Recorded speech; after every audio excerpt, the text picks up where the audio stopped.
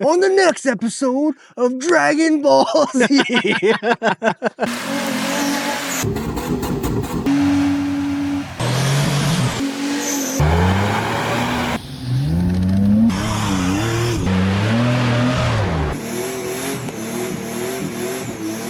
What's going on, everybody? Welcome back to Pedal Down 4x4, and this is the final video of the straight axle swap on the Tacoma.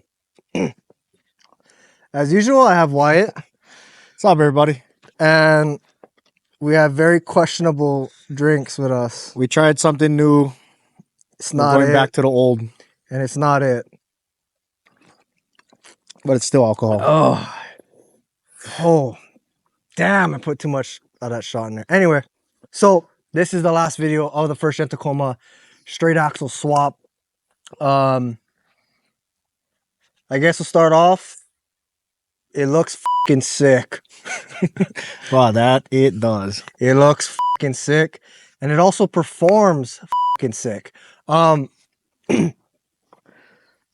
It performs really well with the Oris on the street, especially even coming in through here. I did have to make some adjustments though. I lowered the pressure on the bottom chambers to 30 psi. It was too stiff, and that was when I talked to Jensen Bros, who sold me the Oris. You know, these can do a lot. They're meant for like racing and stuff, so, and rock crawling. So I put them down to 30 psi, and now they're nice and soft. But the one thing I did notice is when driving the truck, it stays flat through any corner at any speed. I can take corners with this truck just as fast as I did with the IFS. What if? Yeah. It feels literally identical to the suspension on Wyatt's truck right now, which is my old setup. And no skipping, yeah? No skipping. That's usually what people cry about when they go straight front. Yeah. Or it handles like dog shit. The steering wheel is crooked, but that's just because I have to adjust one of the link arms, and that has nothing to do with the actual alignment of the truck. That's just to align the steering wheel, the drag link. But yeah, so it works really well. We couldn't really go wheeling. It was a little disappointing today, mainly because there were a lot of people hunting out today, and we didn't want to mess up their hunts. So we kind of just came straight here where we did a camp last time. And they're redoing a lot of the roads, so they're just flat as hell. It's all flat, and it's like, I mean, there's a little bit of mud, but it wasn't really worth our time. This truck and Wyatt's truck basically stayed in two-wheel drive the entire time. Yeah, I never had to lock. Yeah, never. The only time I actually put in four-wheel drive and I locked the front end was to test the flex. And the front end is awesome. There's a bunch of flex in the front end. The rear end, however, sucks. Rear end is straight up butt cheek. Stiff. It's bugger. Basically, I would go into there'd be like a hole or a rut or a rock or whatever, and it would drop. The front end would drop, and the truck would stay flat. And as soon as the back would hit that hole, the entire truck would go like that. The whole truck would slam down. And that was frustrating. But the front end now works flawless. I have no complaints. This is the Trail Gear Kit C kit. No shit, Kit C kit. This is the Trail Gear Kit C on the truck. Zero complaints. Everything went flawlessly. To be honest with you, if you guys want to do this yourselves at home over a few weekends, I was working on this truck, mind you, with 2 jobs, 80 hours a week. Yeah, so like how much hours? I was doing on Saturday, 8 hours a day. I was doing basically 8 hours a week on this truck. And it took me to get the straight front done, maybe about a month and a half. So about 4 days worth of work. And that was really on and off because I have to take care of my daughter as well. But yeah, so it's all completely done. Trail Gear Kit C. The one thing with the Kit C that I do not like, these brakes suck. Bro, I don't know if it's my master cylinder or brake booster, but when I'm behind you and you're stopping, yeah, you ain't. I'm pushing. I'm like, please to stop this truck. And then from the other video, you would have seen, like, I didn't do a wrap-up video of last time. The last video you guys seen was the diffs, and it now has a 37 14.5, same as Wyatt's truck. We'll do a little bit of a little walk around video of everything and make it looks cool. 37s are great. But yeah, the Trail Gear Kid C is great. The brakes suck. They are terrible. And I'm not sure if that's my brake master or my booster that's not functioning how it should. It feels like I don't have power brakes. Is it the original size pads and everything? I believe it's actually smaller now. That's probably why. I believe the front brakes are small. I could be wrong. Don't scream at me. I could be wrong. That's it. Whatever came in the kit got installed. So I will probably be looking for a upgrade. I'll talk to Trail Gear and I'll see if there's any upgrades for these brakes that I can put on. I'm assuming they're going to be from the 90s. So if you have a straight axle Toyota, you know the entire rotor assembly is attached. So that whole thing has to come off. All one piece. I got to unbolt the rotor. You got to pound the rotor out. It's a little bit of an ordeal to do brakes on this truck now. But overall, I don't regret it. It rides way better. And bonus, I didn't break anything. I was going to say no CVs. No CVs that are broken, boys. No CVs that are broken. And that is reason you got them. Like full flexed out, nothing was concerning. It's probably the best upgrade I've done to this truck. And it was needed. There's a lot of guys who do straight axles just because they want to go high. Yeah. But they want to look sick. If you look at this truck, if I stand up, this truck's not that high. And the reason for that is because I wanted to keep it low to the ground. Yeah, keep the center of gravity. Yeah, so I want to keep it low. So the plan with that actually is, as I was just saying, how the rear end sucks. If you guys watch the channel and you want to see how a 4-link is done, that's coming up on the next episode. On the next episode of Dragon Ball Z. Yeah. Will he 4-link his truck tomorrow? Or will he cry? But yeah, so I'm doing a 4-link on the back of the truck. Gas tank's coming out. We're doing a racing fuel cell. Racing. That's what it's called. It's a fuel cell on the back. Probably a 25-gallon fuel cell. Just to complement the front end. Now, I could do Chevy 63s, and that's what I was talking to Wyatt about on his truck, is that Wyatt hasn't spent as much money as me on his truck. And there's not much people who would. I think the amount you paid for the...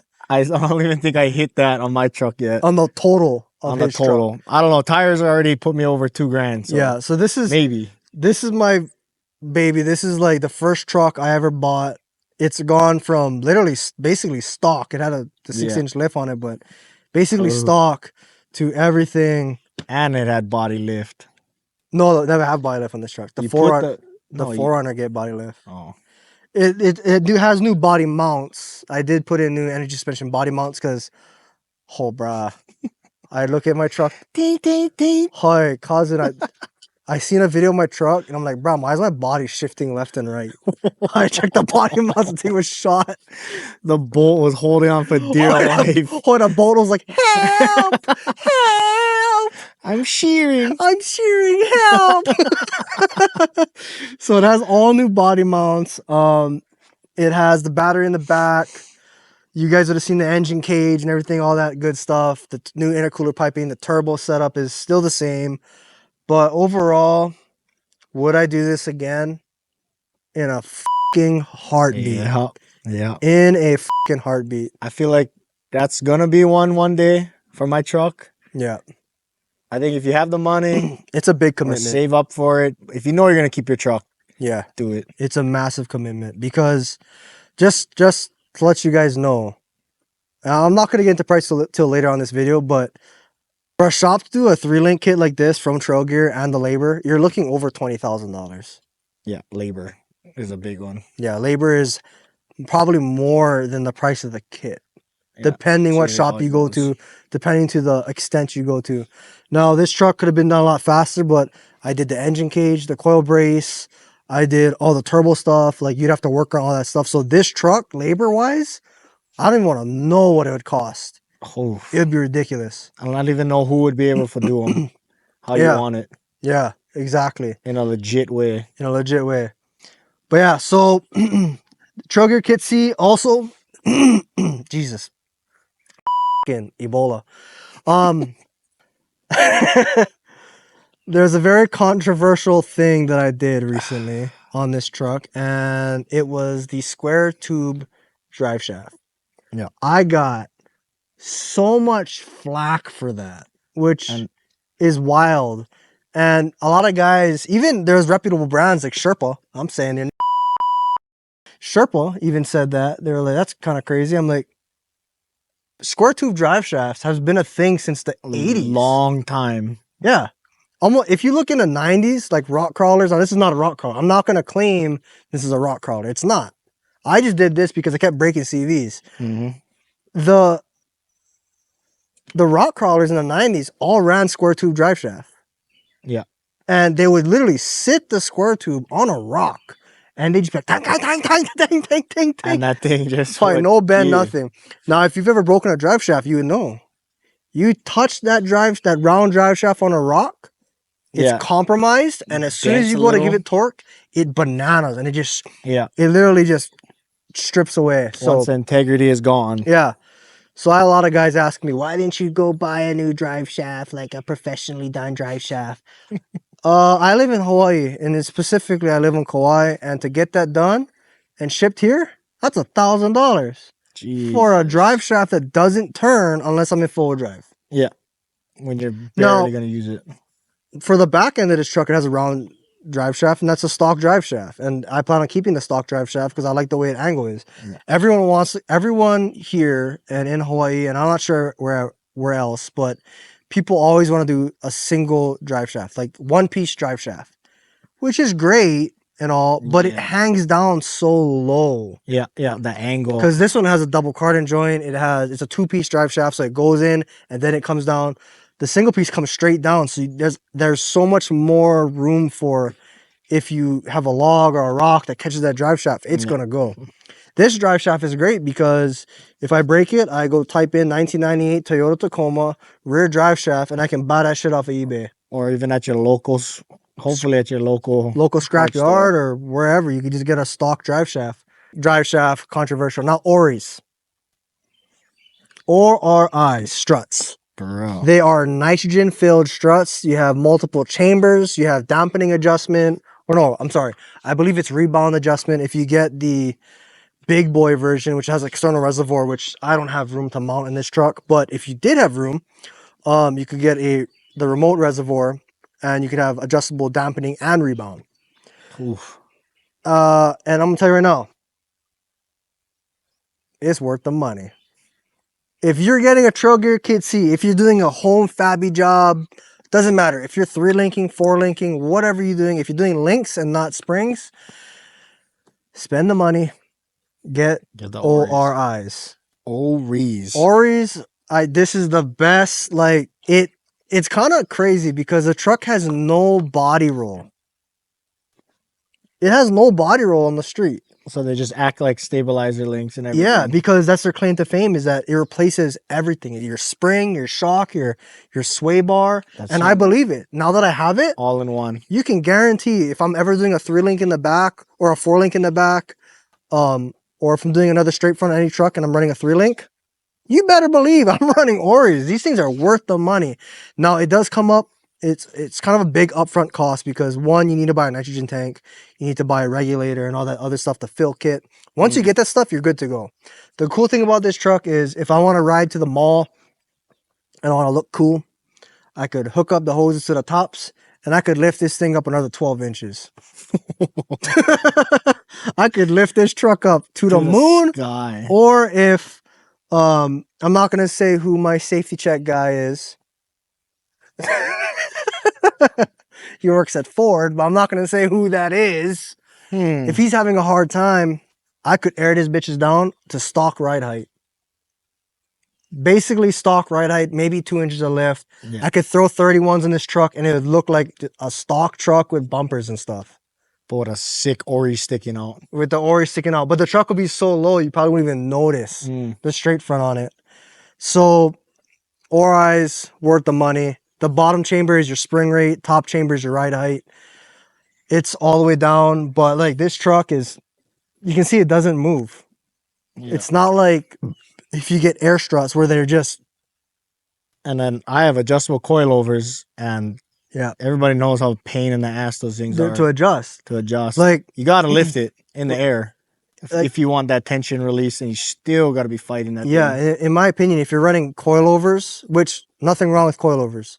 I was gonna run coilovers, but I wanted the ease of adjustment. And the way this is set up, where you just hook a couple hoses on and you just do it by pressure, it's so easy Yeah. and fast. I literally adjusted the spring rate on this truck in under 5 minutes. Yeah, and based on pressure you see, then you know. Yeah. Coilovers, you got to find like some kind of socket, put it in, squeeze it, see, making sure this side is even, put this side, is that even? Yeah. Or you have to know your spring rate. When you order coilovers for your truck, you got to know your spring rate. Mhm. You got to know what you're going to do. Oris, they're honestly dumbass proof. You air the truck up, you drive it. Okay, it's a little too soft. I want a little stiffer. You add pressure to the bottom chamber. Okay, it's a little too stiff. You take out pressure. Once you get it right, you're done deal. You just have to drive the truck. Fine tuning. With a coilover, it's if you get the spring rate wrong, you buy new springs. Yeah. Yeah. You You gotta you can't. restart. Yeah, you gotta get new springs if you're doing a straight axle. So that's a pain. So in my opinion, this is well worth the price for the ORIs. It has the steering box out of a 90s pickup, brand new from Trail Gear. That's been working really good, really great. Front air locker, it works. You would have seen that one video where I was like, I never tested it. Yeah. I never tested it. I was like, all right, slap it in and see if it works. And guess what? She works. So I'm pretty glad about that. I'm pretty happy. All the chromoly stuff, chromoly stuff up front has been working great. And really, for the straight axle bit, there's really not much else to talk about. I did get the winch mounted. You can see it right here is installed. Ran the wires to the back. I had enough wires, so I didn't need to go buy new wires. And there's a winch isolator in the back. So that's always off unless I get into a tricky little spot, then I can turn that winch isolator back on. But it's starting to drizzle, but I think this is gonna pass. Quick little rain. Quick little rain. But okay. So I guess we'll get into some questions here. Ooh, the questionnaires. The questionnaires, just like last time, which was really stupid. I got a lot of dumbass. I don't get it. I'm gonna be on right now. I put the questionnaire up on fucking Instagram, and everybody asked me shit that's not involved in that. They ask me different things, but then I'm getting 30 DMs a day on the straight axle. If you want to know, answer it in the questionnaire. Fuck. We're talking about We're talking about this. Oh, where you got your front bumper It's like, from? what is this thing for? It's like, bro. But Holy. I'm gonna I guess I'll go into some of the questions here. Now, first question is from Kaleo. Is there a price gap between Lynx and Leafs for SAS? Yeah, there's a price difference. Big. There's a massive difference. And there's a massive, in my opinion, there's way more work when it comes to Lynx. Because now you're dealing with geometry. When you do the SAS for a leaf spring, once you get this front perch on, you literally line shit up and you just weld the stuff in place and you're done. That's it. When you buy the kit comes with basically everything. Comes with the springs, comes with the shocks, everything. This kit doesn't come with any of that. You have to still source what you want to run. Coilovers, air shocks, Oris, coil springs. I don't know why you'd want to do that, but like all that stuff. So you'd have to price out. If depending on the route you go in coilovers, air shocks, Oris, whatever, there could be anywhere between a 5 to, honestly, depending on the coilover itself, because coilovers are expensive. They're arguably more expensive than Oris. $5,000 to $10,000 worth of difference running a Link setup. So hopefully that answers your question. If not, then sorry. Ask again. This is from 94 Blake. Differences between standard steering, hydro assist, and full hydro. Okay. This is like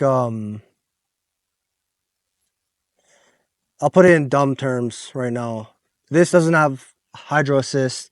This truck doesn't have full hydro. It's on a standard steering system. It's basically good, better, and I don't give a shit what's between me. I'm turning the wheel. Mhm. So when it comes to this is a steering setup. If I have it the front locker on, it's hard to steer. On that hill, I was trying to steer. It wouldn't want to steer. Oh, like no power steering? It was like trying, but it couldn't. Oh. Now hydro assist, you're gonna have a pump that goes down there to a ram, and it's gonna help you. It's gonna assist in your steering, but it's not full hydro. It's just helping you. Mm. Now, if you go full hydro, there's a big ass hydraulic ram on the front that's connected to your front end. That's moving everything. Now that hydro ram, if I'm not mistaken, you're looking at 2,000 plus psi of pressure in a Oh. ram that's like 2 inches big. Right. How's the lines on that thing? It's then? massive. It's massive. So you gotta find the space then. yeah. So from what I've heard from guys running full hydro, it's not friendly on the road because if you touch the steering wheel a little bit, it's gonna try and just swoop. it's gonna want to steer. Mm. Like this truck, there's a little bit of feedback when you're turning, which is great on the street. It would be great on the street with hydro assist as well. But full hydro, it doesn't care. A lot of the guys rock crawling, if you see them and they're in spots and there's two rocks and you're steering and it's just like it's doing this and the whole truck is moving one way because it doesn't care. It's a hydraulic ram. Yeah. It's a massive hydraulic ram and it doesn't give a shit. So it's gonna just full steer. So pretty much an overkill unless you're rock crawling. rock crawling. If you're rock crawling, 100% go full hydro. That's also if you're not driving on the street. From what I've heard, it's kind of a horror story driving on the street with full hydro.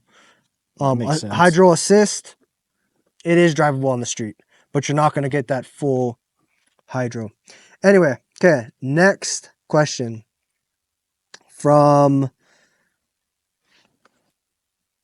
I'm going to butcher this shit. I don't think so. Kaleku Customs. Suspension geometry.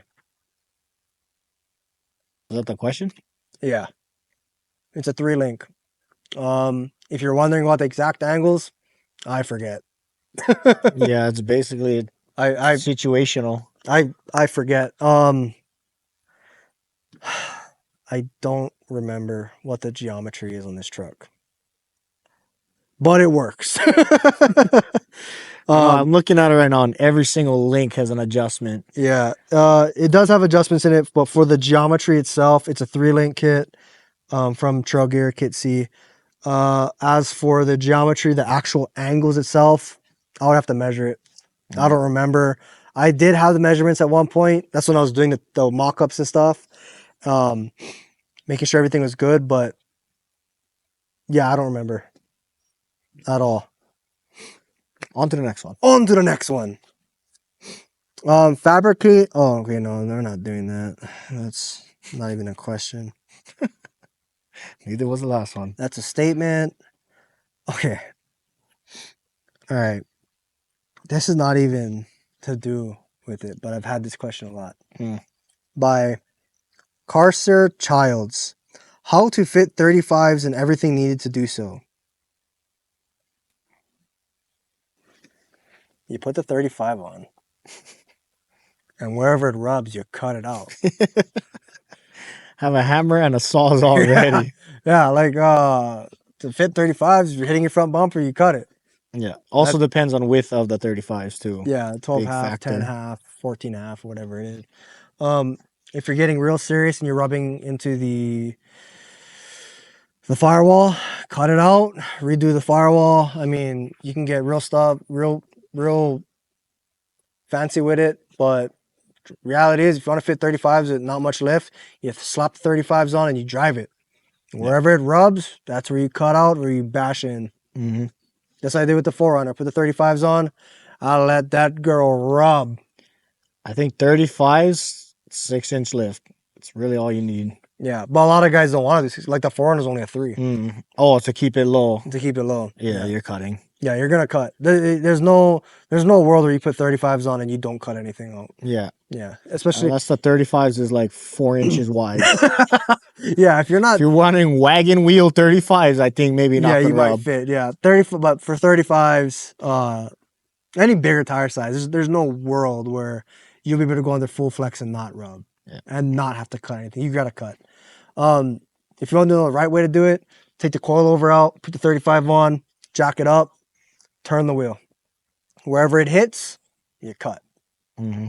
I'm lazy. I'll put the 35 on. I'll flex that bitch up and I'll let that thing rub. The whole day today was rubbing. Yeah, the whole day. I gotta cut some stuff on the truck with the 37s. Yeah, because our cuts is on 35s. Yeah. So now we're on 37s. Now we're on 37s. So now we gotta trim a little fat off the edges, if you know what I mean. By Logan Cole. How you're plumbing your intercooler with or without a stock radiator getting in the way? You cut stuff. It's always the answer. Yeah, you just gotta. I mean, there's no answer to like right here. This grill is cut back here to get the pipe in. I had to drill in there with a 3-inch hole saw on each side to get it to fit. I mean, that's just the way you do it. Yeah. There's a CX kit that hangs down here. Obviously, that's not going to work in my case, and that's dumb as shit. And they have kits that come around here. That's also dumb as shit. If you want to make it look clean, you got to cut stuff. You got to drill holes. Yeah, it's a lot of test fitting. Yeah. Okay. Next question. All right. Okay. Finally, we have a good question by Mr. Law. We love that. Thank you, brother. The basics of solid axle swap, specifically in choosing axles and if need to do front and rear. It all depends. So, straight axle swaps for this truck, you have the most common swap, especially in Hawaii or for pickups, is the 83 front axle. Your 83, 84, 85 pickup axles and earlier will fit. There are things you need to know depending on if you need to know different things like, are you going links? Are you going leaf springs? Okay, so if you're going links, are you going to run air struts? Are you going to run Oris? Are you going to run coilovers? Are you going to run coils for some strange reason? I don't know why you do that. You got to know all these things. Once you get that done, let's say if you want to just drive a beater and put leaf springs under it, you cut literally all the front suspension off. That's on your truck, your IFS. It all has to go. Nothing stays. Everything has to cut out. You have to weld reinforcement plates on these frames because they are not meant for a straight front.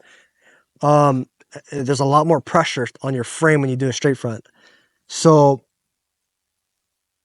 you gotta weld the plates on. You gotta figure out your steering box. Now, the most common steering box used in Toyota off-road is the pickup IFS steering box. That's on this truck right now. And then for leaf springs, you're done. You just put up your stuff. You're done. You put your links, or not your links, but your steering linkage, and then you're gonna figure out your drive shaft length. That's about as easy as it gets. Cheapest option. Cheapest option. If you're going links, now you gotta figure out your geometry. Because now, with the geometry on this truck, with leaf spring or with links, you can change your wheelbase. So you can go with a longer wheelbase, you can go to a shorter wheelbase. You gotta know that. Just know if you go with a longer wheelbase, it's gonna look a little funky. It will perform better, but it's gonna look a little funky. The longer of a link you put on your truck, the weaker that link is. So if you take a piece of rebar that's this big and you bend it, it's hard. If you take a piece of rebar that's 6 feet long, you and your buddy grabs it, you guys can just flex it. It's the same principle. The longer a link is, the weaker it gets. So just keep that in mind. Then you're gonna know your suspension geometry, which is like your anti-dive, anti-squat. That's a little too complicated to me. That is too complicated for me to explain to you guys. I don't even really know 100% how that's done. There's calculators on the internet, but this kit was basic. If it wasn't welding, this kit was basically a bolt-on kit. Yeah. So in the future, when I get better at that kind of stuff, I can try and show you guys on that, on anti-dive, anti-squat. But next thing I guess you probably are wondering is your axles. 83 axle, this is not. This is a Trail Gear Rock Assault front housing axle. That is the WMS, I believe it's a 58.5, which matches the back. So the front is just as wide as the back. If you get an 83 axle, it's shorter. Mm-hmm. So a lot of guys, what they do is they put in like 3-inch spacers to make it Yeah. wider. It's an option. It's definitely not favored. I'd rather just get the correct size axle. If you're rock crawling, you can go also Dana 40s, Dana 40s, Dana 44s. You can do that as well. I believe they're close. It's not that much of a difference. Just remember, you have to make sure if your transfer case is a left-hand drop, you have to get a left-hand drop axle. If it's a right-hand drop, you got to get a right-hand drop axle. The 85 pickup axles, they're all right-hand drop. 80 series front axles, they're right-hand drop. So you'd have to switch the transmission on this truck with a earlier R150F pickup transmission because it's a right-hand drop transfer case. Which is also why I wanted this one, because I didn't need to change the transmission. Yeah, because that's change fucking, any of that's that. butt cheeks. And then you can go 1 tons. If you're putting 1 tons on, you gotta change the rear axle. I'm sorry, if you're going Dana 60s and stuff, front axle is way wider than the rear axle. Your truck's gonna be like this, and the back is gonna be like this. You gotta change both, and that's gonna add costs. So if you're doing 1 tons, it's gonna be more expensive. That's just done and dusted. It's gonna be more expensive to do 1 tons. So, yeah. Next question. This is by Mikey VKK. Ever gonna make a series on how you turboed your Tacoma? No. I've already done it. I don't want to go through that shit again. Next. Broad Dizzy ask, how do you align straight front? How do you align the straight front axle on the truck? There's really 2 adjustments. Leaf spring truck, and this one you can adjust the links as well to change your pinion angle. But to align the front, you got 1 bar that goes across. You pull that in, it's gonna bring the toe in. You bring it out, it's gonna bring toe out. The other bar that comes from the steering box to that's how you align your steering wheel. Yeah. You Toe make that bar, straight. drag link. Yeah. That's it. That's basically it. There's no camber adjust. If your camber is negative, your wheel bearings are bad. Yeah. Yeah. There's no camber adjustment. And there's no real caster adjustment. If you have a straight axle, there's no real way to adjust the caster unless you shim it, I guess. That's why they call it straight front axle. Straight. It's straight. Yeah, that is that. And last question, because I'm over this. Bonus question. Bonus question by General Sebs. What's the plans for the rear? Keep the Leafs? Fuck no! Hell to the no. Hell no! No. Them Leafs are gone. Fuck that shit. I do not want the leaf springs. They suck. These leaf springs suck ass. I hate the leaf springs in this truck. This guy tasted first class, and the back end is all business. As soon as I tasted first class, I get economy in the back. Oh, that thing is gone after this. Bro. You cannot have the best in the front and the stockiest in the back. Oh, that thing is terrible. The front end, it just goes into dips and holes, and the truck stays flat. And as soon as the rear end hits, the whole truck just goes doom, doom. Yeah. So it's 4-link in the back. To answer the question, 4-link in the rear. And now, where are you getting that one from? That I'm depending on either going with Underground Full Drive. I think it's Underground Full Drive. They have a kit. Barnes Full Drive has a kit. I would go through Rough Stuff, but I recently had issues with Rough Stuff, and I don't want to give them any more money. They were good. I don't know what happened. I don't know if I just got the short end of the stick, but I've ordered stuff from them before, and it's always been great until recently, and I had terrible customer service. And yeah, so I'm over it with them.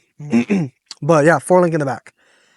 Now, so we've already talked about the straight front. We talked about the Oris. Pros, everything. It's stronger. It looks better. With the Oris, it drives exactly the same as IFS. Cons, the cost. Yeah. And I guess we'll get into that. And the time. Yeah. So cost for the trail gear kit.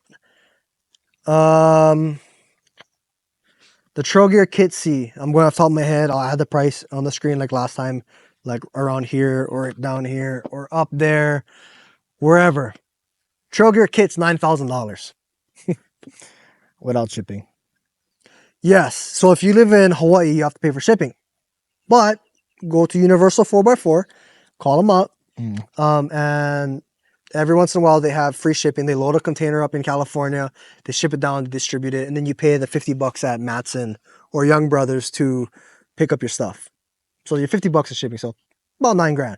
So $9,000 kit. I guess Orais, those were $1,200 a piece. No, sorry, $1,350 a piece.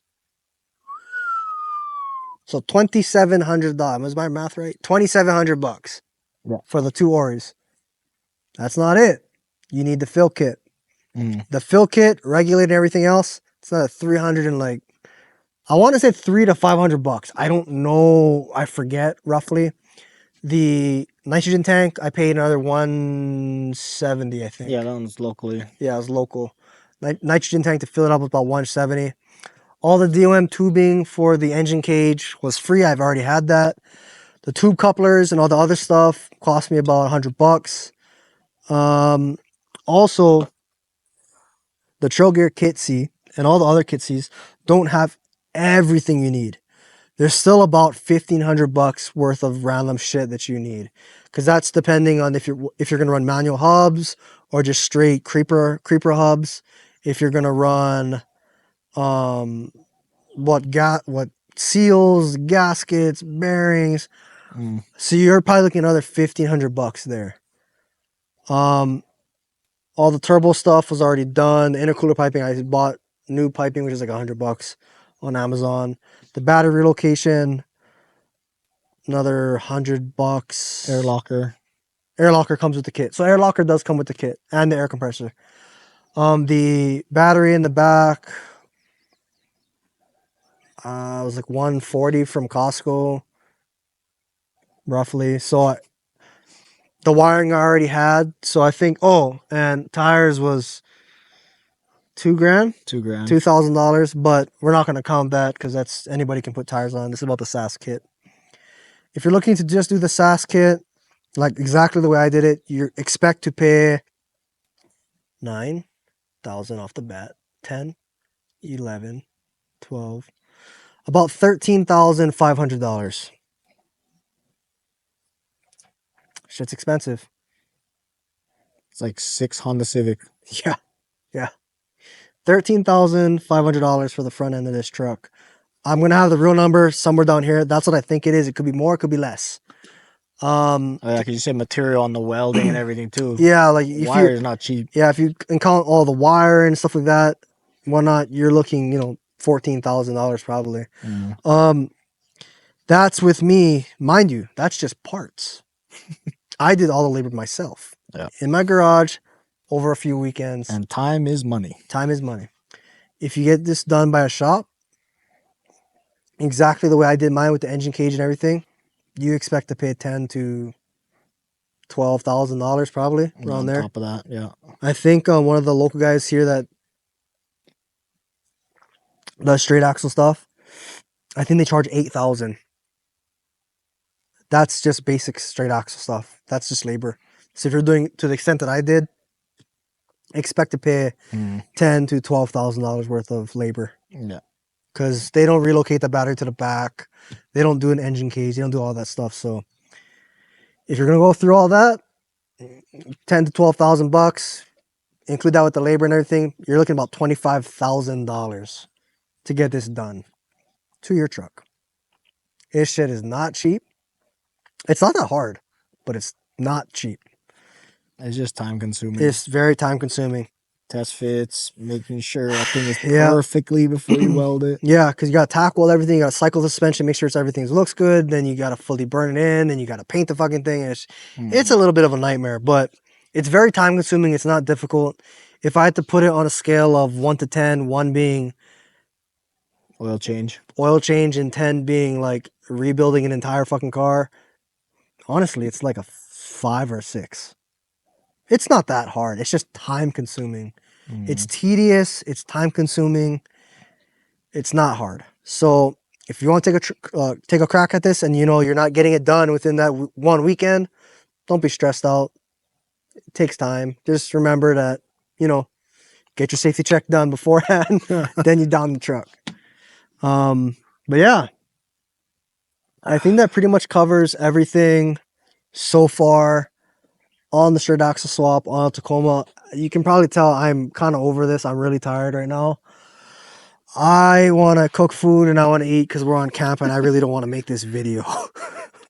Probably make a video of performance later, huh? Yeah, we'll probably do some video stuff. I'll probably throw a clip on here of me flexing the truck out earlier, but